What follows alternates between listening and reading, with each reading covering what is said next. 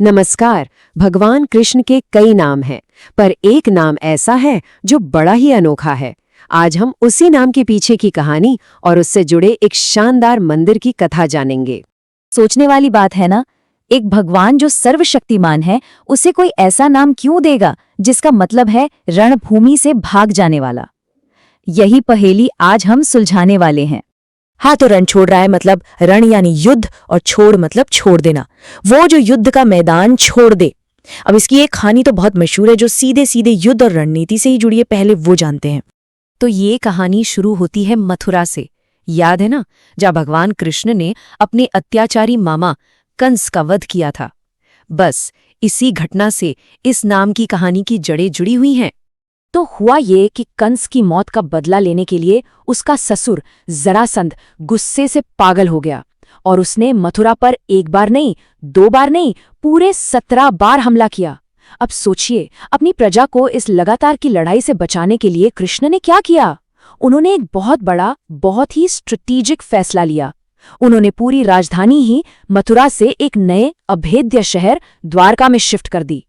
तो दुनिया की नजर में तो वो युद्ध से भाग गए, रणछोड़ कहलाए, पर असल में ये एक राजा का अपनी प्रजा को बचाने का तरीका था, एक बहुत ही समझदारी भरा कदम। लेकिन क्या कहानी बस इतनी ही है? क्या रणछोड़ नाम का मतलब सिर्फ एक स्ट्रैटेजिक रिट्रीट था? शायद नहीं, क्योंकि एक और कहानी है, और ये कहानी किसी युद्ध के मैदान की नहीं, बल्कि एक भक्त के अटूट प्रेम और विश्वास की है। और इस दूसरी कहानी के हीरो हैं भक्त बोडाना, डाकोर के रहने वाले एक राजपूत, जिनकी भगवान कृष्ण पर आस्था इतनी मजबूत थी कि उन्होंने एक ऐसी यात्रा की जो हमेशा हमेशा के लिए इतिहास में दर्ज हो गई। स्क्रीन पर ये नंबर देखिए, 72। ये भक्त बोडाना की उम्र थी। अब जरा सोचिए, 72 साल की उम्र में वो हर 6 महीने में डाकोर से द्वारिका पैदल जाते थे, हाथ में बस एक तुलसी का पौधा लेकर, सिर्फ और सिर्फ अपने प्रभु के दर्शन के लिए। क्या कमाल की भक्ति रही होगी। ये बोडाना के दिल की आवाज थी जो उन्होंने अपने भगवान से कही। जब उनका शरीर थकने लगा तो उन्होंने बस अपने मन की बात प्रभु के सामने रख दी। प्रभु, अब ये शरीर बूढ़ा हो चला है, अब मुझसे चलकर आपके पास नहीं आया जाता, पर मेरा दिल वो तो आज भी आपके दर्शन के लिए तड़पता है। और जब भक्ति इतनी सच्ची हो तो भगवान कैसे नहीं पिघलते। कहते हैं भगवान कृष्ण ने बोडाना को सपने में दर्शन दिए और एक ऐसा वादा किया जो सब कुछ बदलने वाला था। उन्होंने कहा, बोडाना, अगली बार जब तुम आओ तो एक बैलगाड़ी लेकर आना, मैं खुद तुम्हारे साथ डाकोर चलूंगा। और बस यहीं से शुरू होती है एक दिव्य पलायन की कहानी। द्वारका के आलीशान मंदिर से डाकोर के एक छोटे से गांव तक का वो चमत्कारी सफर। भगवान का अपने भक्त के लिए एक और बार रण छोड़ना, लेकिन इस बार युद्ध का मैदान नहीं, बल्कि अपना ही भव्य घर। तो देखिए हुआ क्या। बोडाना अपनी एक पुरानी सी टूटी फूटी बैलगाड़ी लेकर द्वारका पहुंचे। वहां के पुजारियों ने जब उन्हें देखा तो उनका मजाक उड़ाया। उन्हें लगा कि ये बूढ़ा आदमी सठिया गया है। उन्होंने यकीन नहीं किया और मंदिर के गर्भगृह पर ताला लगा दिया। लेकिन चमत्कार तो आधी रात को होना था। भगवान कृष्ण ने खुद दरवाजे तोड़ दिए, और सिर्फ इतना ही नहीं, उन्होंने सोते हुए बोडाना को जगाया और कहा कि चलो। और रास्ते में, ताकि उनका थका हुआ भक्त थोड़ा आराम कर ले, भगवान ने खुद बैलगाड़ी चलाई, एक ही रात में, द्वारका से डाकोर। पर सोचिए, जब सुबह द्वारका के पुजारियों को पता चला होगा कि गर्भगृह से मूर्ति गायब है, तो क्या हुआ होगा। वो गुस्से से आग बबूला हो गए और बोडाना का पीछा करते करते सीधे डाकोर पहुंच गए। वहां पहुंचकर गुस्से में एक पुजारी ने बोडाना की तरफ अपना भाला फेंका और गलती से वो उन्हें लग गया, जिससे उनकी मृत्यु हो गई। पर पुजारियों का गुस्सा तब भी शांत नहीं हुआ। वो मूर्ति वापस लिए बिना वहां से जाने को तैयार नहीं थे। तब पुजारियों ने एक ऐसी शर्त रखी जो उन्हें लगा कि वो जीत ही नहीं सकते।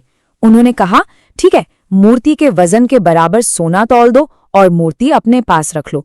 वो अच्छी तरह जानते थे कि बोडाना की बेवा पत्नी गंगाबाई के पास देने के लिए कुछ नहीं था, सिवाय उनकी नाक में पहनी एक छोटी सी सोने की नथ के। और फिर वो हुआ जिसने डाकोर की कहानी को हमेशा के लिए अमर कर दिया। तराजू के एक पल्ले पर मूर्ति रखी गई और दूसरे पर गंगाबाई की वो अकेली नथ। और जानते हैं क्या हुआ? मूर्ति वाला पल्ला ऊपर उठ गया। भगवान अपने भक्त के प्रेम के आगे इतने हल्के हो गए कि एक छोटी सी नथ का वजन भी उनसे ज्यादा हो गया। इसी को तूला का चमत्कार कहते हैं। ये इस बात का सबूत है कि सच्ची भक्ति के सामने दुनिया की सारी दौलत भी फीकी है। और इसी महान चमत्कार और भक्त बुडाना की अटूट आस्था की नींव पर आज खड़ा है डाकोर का ये भव्य मंदिर। ये सिर्फ ईंट पत्थर की एक इमारत नहीं है, ये उस विश्वास का जीता जागता स्मारक है। और ये वही मूल मूर्ति है, वही जिसने अपने भक्त के लिए द्वारका से डाकोर तक का लंबा सफर तय किया था। आज भी लाखों भक्त जब इनके दर्शन करते हैं तो कहते हैं कि इनकी आंखों में वही करुणा दिखती है जो बोडाना के लिए थी। आज जो हम ये विशाल मंदिर देखते हैं, इसका निर्माण 1772 में श्री गोपालराव जगन्नाथ तांबेकर ने करवाया था। उन्होंने इस दिव्य कथा को एक स्थायी भव्य घर दिया। और ये मंदिर है भी कमाल का। इसकी वास्तुकला देखने लायक है। 8 बड़े बड़े गुंबद, 24 खूबसूरत बुर्ज और इसका जो मुख्य शिखर है वो 90 फीट ऊंचा है, पूरे जिले में सबसे ऊंचा। दरवाजे तक चांदी के हैं जिन पर देवताओं की नक्काशी है और दीवारों पर कृष्ण लीला के सुंदर चित्र बने हुए हैं। मतलब हर कोना भक्ति और कला का एक संगम है। सोचिए, भक्त बोडाना ने जो यात्रा अकेले शुरू की थी, आज वो लाखों लोगों की तीर्थ यात्रा बन चुकी है। हर साल लगभग 70 से 80 लाख लोग यहाँ आते हैं, अपने दिलों में वही विश्वास लेकर जो सदियों पहले बोडाना के दिल में था।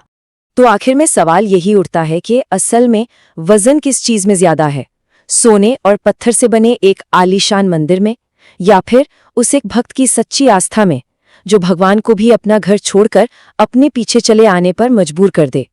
इसका जवाब शायद डाकोर की हवा में ही मिलता है।